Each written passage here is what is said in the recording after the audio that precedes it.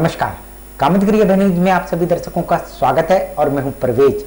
अब डालते एक नजर आज के मुख्य समाचारों पर।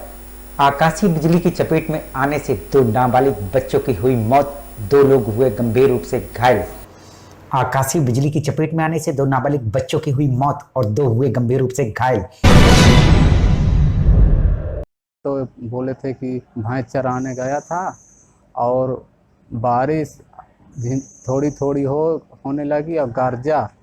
बारिश के कारण वो पेड़ के नीचे गए थे, बरगद का पेड़ था और उसी पे चमका और दो लोगों की मौत हो गई और दो लोग अस्पताल पे भर्ती।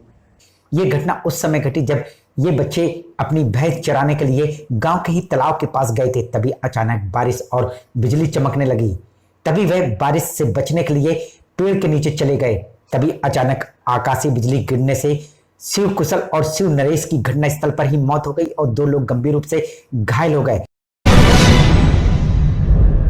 ये भैंस चराने गए थे और जब बूंदी पड़ने लगी जो बरगद के नीचे आ गए और बिजली लपकी और लपका तपका और गिर गई गाज।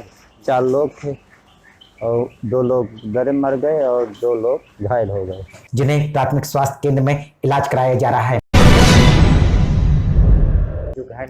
जो घायल है रोहिणी और भगत पांडे। उनका इलाज अस्पताल में? हाँ, अस्पताल पे मऊ लेके गए हैं। अब क्या मालूम।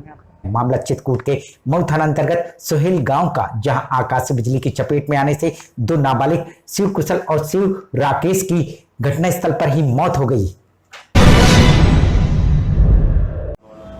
क्या मामला था, कैसे क्या घटना? ये 4 बच्चे थे, वह गए थे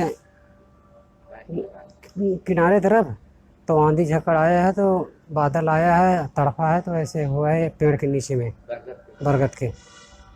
फिर सर क्या हुआ, तो 2 तो दर पे हो गए और 2 घायल हैं। आखिर में डालते एक नजर आज के मुख्य समाचारों पर। आकाशीय बिजली की चपेट में आने से दो नाबालिग बच्चों की हुई मौत, 2 लोग हुए गंभीर रूप से घायल। अब हमें इजाजत दीजिए, अगले समय हम फिर हाजिर होंगे पुनः कुछ खास खबरों के साथ। नमस्कार और आप देखते रहिए अभय टीवी।